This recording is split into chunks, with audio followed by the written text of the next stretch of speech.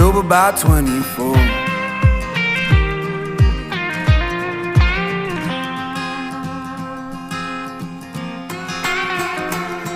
Well, I had a girl who loved me the whole damn time, and I drank my whiskey and she drank wine. Soon my bottle was too much to comfort me.